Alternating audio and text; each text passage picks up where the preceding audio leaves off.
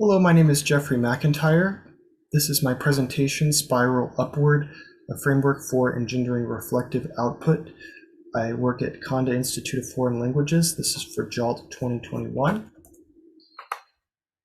This is my outline. I'll start talking by Paul Ricoeur's philosophy of the self, his spiral of ideology utopia, with some classroom discussion applications, and also some applications for generating reflective output. Some examples will be for hobbies, favorite food, becoming an animal. I'll also compare his ideas with Gibbs' reflective cycle. So let me start with Paul Ricoeur and the self, his idea of ideology and utopia as a spiral. So basically we start as our self, right? Ideology, identity. Things that make you you are your parents, your history, and your location where you're from. These together, we have common shared values and characteristics with your community, your family, and friends. These common values are necessary to prevent chaos and internal war.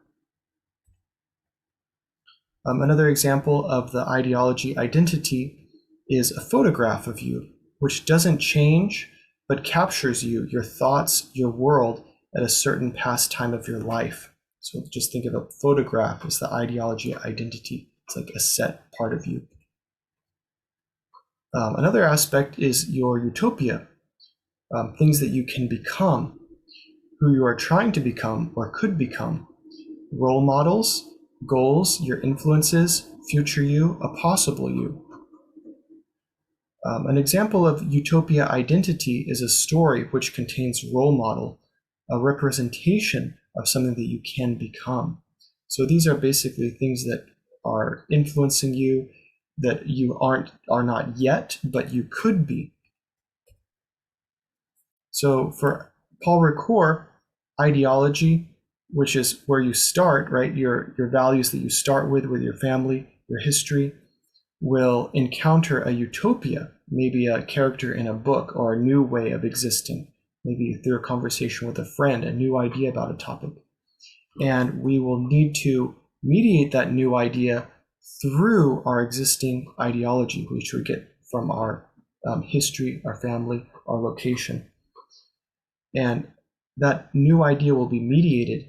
And when it's mediated, our ideology expands. The more ideas, the more things we encounter forces us to put in new information and expand our existing ideology. And then that new ideology will encounter a new utopia, and that will make us move in a circle or a spiral, and we will grow because we are encountering new things that are filtered through ideology. So sometimes we move from ideology to utopia. And this is when ideology becomes distortive, it becomes rigid or inert. It's at this time that we need to encounter a new idea, a utopia, which will cure these illnesses of ideology with a new vision and will critique the ideology and will become a starting point for the next ideology. So just for example, if we feel our identity has become too hardened or traditional, for example, being a girl means wearing a skirt and playing with dolls. If we have this idea that's a little bit too traditional, we should look for utopia to imagine new possibilities, maybe sports, video games, education. I also think of Henry Ford. He had his idea for making the car Model A, which was very successful at the beginning, but he kept the same idea for about 20 years because he loved it so much. But his competitors were becoming more innovative and creating faster, more fuel-efficient cars, while Henry Ford did not want to innovate because he liked his original idea too much, which made him kind of fall behind. This is whenever he should seek out utopia, new ideas, to make his company grow. And there's also a time whenever utopia moves to ideology. So this is when we've been searching for new options so much that we forget our purpose, our goal, or ourselves. We should look to our traditional values, our history, our identity to balance the utopia. So this would maybe be, for example, if Henry Ford were looking at other ideas way too much, and maybe forgot his purpose. Maybe he looked for new ideas so much that maybe he was looking into flying vehicles or aerospace instead of just thinking about cars. And maybe because he was looking at new ideas too much, he started to become impractical. And that's whenever Utopia should come back to their original purpose or your original ideology, kind of refocus and let that new ideas, the best of the new ideas, be filtered through your ideology. And that would be the time whenever you make a new ideology. All right, I'm going to explain an example about how the Ricoeurian self develops through my encounter with the movie Les Miserables. So first is my first ideology, how I think before watching the movie. And my first ideology, how it began, is it's difficult to reform your life. And I have this opinion because I had an encounter before with a friend who was like strongly addicted to drugs, but he was trying hard to reform his life. And so even though he was trying to reform his life, he kept relapsing. And eventually he's asking everybody for money, and he always has like a fake story, which is probably a lie. And it was obvious he was using drugs again, and he got in trouble because he was using drugs. And so I thought, even if people are really trying to change their lives, it's actually really hard. And so basically I had this question in my life: can a mean person or maybe a troubled person change through kindness? And my first ideology was, it's kind of hard. It's difficult to change. That's my first ideology. But I had an interruption, which is this movie Les Miserables. There's this character, Hugh Jackman, and he transforms from a dirty criminal to a well-groomed philanthropist. And I thought that seemed kind of unrealistic when I saw the movie. And I'm like, I don't really think you can change like that. That's kind of unrealistic, especially he's so beautiful after. And I thought, nah, that doesn't happen in real life. But this movie changed my mind, especially because of this character, Javert. The Russell Crowe character, Javert, is really unappealing in this movie. He's always doubting Hugh Jackman, the Valjean character, even though Valjean, Jackman, is really trying hard to improve his life. So I realized I don't want to be like Javert, this character here, and doubt people who are trying their best. It just feels bad because you're just like cutting people down who are trying their best, and that just feels awful. It just seemed like a bad idea. So I decided I don't want to doubt people when they say they're going to do something good or they're trying their best. I just thought it's better just to encourage people when they try. And so this movie helped me have more hope that a mean person can change, or at least change my attitude about people who are trying to change. And so here are some ways you can reframe discussion questions to address these: a situation, interruption, and change. This is reframed a little bit, but I think that this would be a good structure for students to use for discussion questions. So here's the first one. What did you do on summer vacation? I went to the beach. Interruption. Many people were not wearing masks, so I felt uncomfortable and unsafe. Change. I decided to search for an empty spot away from the people, and I found a spot with a beautiful view of Tokyo Bay and seagulls. When did you last feel relaxed? Situation. Because of COVID-19, I felt various kinds of stress. Interruption. I visited my friend's house in Zushi and saw how he relaxes, playing records, burning incense, drinking wine, going to the beach. Change. I tried these things to relax. I bring my chair to my beach, a drink, the incense my friend uses, and music on my phone. I feel very relaxed to see the water. Describe a memorable birthday celebration. Situation. I used to celebrate my birthday regularly when I lived in the US. Interruption. After I moved to Japan, my parents missed me. They celebrated my 25th birthday even though I wasn't in USA. They ordered my favorite dishes at my favorite Italian restaurant and ice cream shop. They normally didn't order those. Change. Even though I wasn't there, that was my best birthday. So this part we're going to talk about Paul Ricoeur's hermeneutical arc. Hermeneutics just basically means interpretation. So this is his way of interpreting new events or utopia. that we encounter in life and the way that we expand our view. So this is his process. It's a 3-stage process. So first step is we read to get a basic understanding of what's happening, right? We just find out the who, what, when, where of the situation. The second is you test your initial understanding. You test your findings. So for example, we draw out meaning by questioning our initial understanding. Ricoeur referred to Karl Marx, Sigmund Freud, and Friedrich Nietzsche as masters of suspicion, as exemplars of attesting the face value understandings. Getting beyond face value understandings are necessary to get to the third reflective stage, which is making a decision. So my presentation will compare Paul Ricoeur's hermeneutical arc with Gibbs' reflective cycle, which contains the steps of analyzing feelings, evaluation, and analysis to draw out meaning, reflect, and make a decision. So how Gibbs would reflective cycle works is it's analyzing the emotions of the event, right? The emotions of the incidents by yourself, others involved, and outside observers. So how did you feel before, after, and during the event? How did others feel? And what did outside observers feel or think? Another aspect is evaluation. Objectively evaluate the positive and negative outcomes and what contributed to them.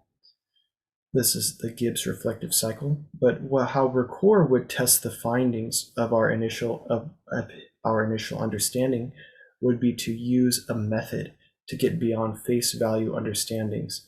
And Ricoeur uses insights from psychoanalysis, structuralism, or theory, basically a method to get beyond just like a face value understanding, so that you can draw connections, draw deeper conclusions, get more data by digging.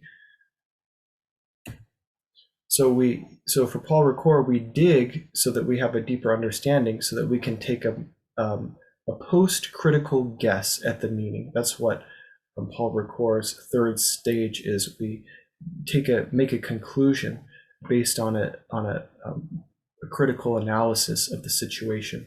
We take a position on what we encountered. So for Gibbs' analysis, he thinks about what might have hindered or helped the situation. He seeks explanations from outside theory for success and failure. But Ricoeur's analysis takes a position on the encounter, means that we have enlarged ourselves and expanded our perception and our worldview. So I have changed as a result of the encounter, and that's the main aspect of the Ricoeurian reflective output, right? Reflecting means that we consider the meta or big picture of what we thought before and how the new encounter changed us. So here's an example. I'll give a story and use both Gibbs' way and also Ricoeur's way of analyzing. So here's the basic story. The first part, both Gibbs and Ricoeur need us to have a basic understanding, which would be, for this story, I got this from like a psychoanalytical YouTube post by Gabor Mati. He was talking with Tim Ferriss, who's a famous author.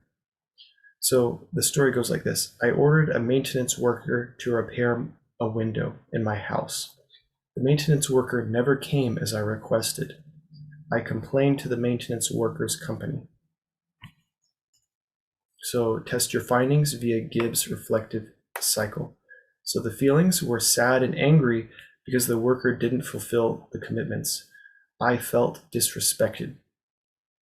But yeah, so Gibbs would also get us to the outside observer, which would say, just because the worker didn't fulfill his obligation does not mean that he didn't respect you. Other possible reasons: ADHD, miscommunication, traffic accident, or personal tragedy. But Ricoeur would use psychoanalysis, so like concepts or ideas from psychoanalysis that would help dig deeper into what's happening at the situation. So some of these would be the return of the repressed or projection. So I felt disrespected because I am responding to past emotional trauma. feeling disrespected and because of a past situation in which I felt disrespected, I'm responding to that, not the present.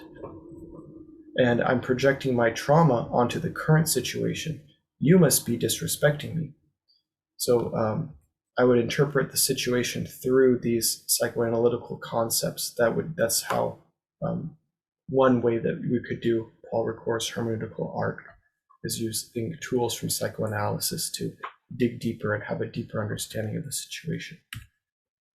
So take a position on what you encountered. So for Gibbs' analysis or evaluation, it would be reflecting upon the gains and losses. My anger could either damage my relationships, so if I kick the dog or take it out on a friend or family member, or it could also help me get a discount if I complain effectively. So that's what Gibbs would lead you to conclude. What you would get from Gibbs is like the outcome, thinking about gains and losses. But for Ricoeur, it's about reflecting upon how I changed as a result of the encounter, the enlarged view of the self, the enlarged worldview. So who gets disrespected? People who deserve to be respected. I kind of see myself as deserving of disrespected because that's how I interacted based on the psychoanalytical insights. I realize I often assume the worst because I'm responding to past traumas and have a poor self-image. So I would discover that because of the way I interacted, I probably have a low self-image and I'm responding to past traumas. Realizing these tendencies will help me take future disappointments less personally and project less because I realize the tendency, and also help me consider how to treat myself as worthy of respect. So it's kind of like I realize my weak points and I see how I can overcome them in the future. So the differences between the goals of Gibbs versus Ricoeur. So for Gibbs, it's focusing on gains, losses, and outcomes. For Ricoeur, it focuses on how the self was enlarged and its worldview was changed via the encounter. So for example, how and why I responded to this interruption or utopia. My direction in life, my telos, like where I hope to end up, like my ultimate goal in life. Like the telos, the example is like the acorn, the telos of an acorn is an oak tree. The telos of a baby is to be an adult, right? So what is my end goal in life, right? How my initial ideology was cured or redirected as a result of the utopian interruption. So like, how did this utopia help me grow and be better and reach closer to my telos? All right, so from now I will explain some examples I've done in class for applying Ricoeur to generate reflective output. The first is journey of the self through hobbies or favorite food. The next is journey through the self through becoming an animal, like hypothetically. So this is the assignment for food and hobbies. These topics, basically any topic about hobbies or food. I asked them to answer these questions. How were you introduced? What was it like while you were doing it? And how did it change your life? How did it make you happier, become stronger, feel comfort? And I also asked them to use emotion words and 5 senses. So this is my example.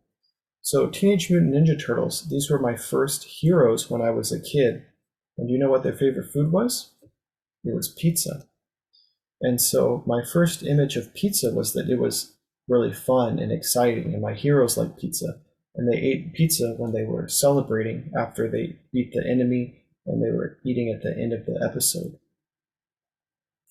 And so the first time I ate pizza, I was at this place called Chuck E. Cheese. This is just like a fun place for kids. And the first time I ate pepperoni pizza. It had this kind of circle sausage pizza. They call it pepperoni pizza in the US. And at first I thought, those weird circles, what are those? But I remembered that those were the circles that my Ninja Turtles ate. And I actually really liked it. I thought, wow, this is really spicy and delicious and it tastes great. So from that time on, I really loved pepperoni pizza. And then in my 20s, I moved to Chicago. And Chicago is famous for their deep dish pizza. And so anytime that one of my friends from out of town or wanted to visit me from my hometown in Dallas, they came to Chicago, we could eat this delicious deep dish pizza. Or even if I made a new friend in Chicago, we would say, hey, let's just go eat some pizza. So I had a lot of friends with old friends and new friends, always like celebrating, always talking openly around pizza. And so I have so many great memories in Chicago of eating pizza too. And then I moved to Japan, and I found this wonderful pizza in my neighborhood. I actually love this pizza so much. It tastes great. It's also a really good deal. It only costs 1,100 yen to get this pizza, plus a salad, plus a drink, plus a dessert. And so this comes with like a lunch service set, and I probably ordered this about 40 times since I've lived in Japan. And I feel very happy and comforted that I can eat my favorite food here in Japan. So how did it change my life? I have so many happy memories because of pizza. Because of pizza, I have my favorite birthday memory. Like I said earlier, when I was 25, my family ate pizza even though I wasn't there to celebrate. My memories of Chicago, I have a lot of close friends and connections because of pizza. My life has just been enriched by pizza. I've just, I feel like life can sometimes be lonely or confusing or just too busy. But with pizza, there's hope that there's time to reflect and enjoy with your friends. So pizza kind of represents hope and peace in my life. I'm really thankful for pizza for that. All right, now I'm going to talk about the second assignment about imagining to become an animal. I just asked them 3 questions. If you could be any animal, what animal would you be? Compare that animal life with your current life now. And I asked them to compare because this is actually one of the methods that Paul Ricoeur uses, which is structuralism.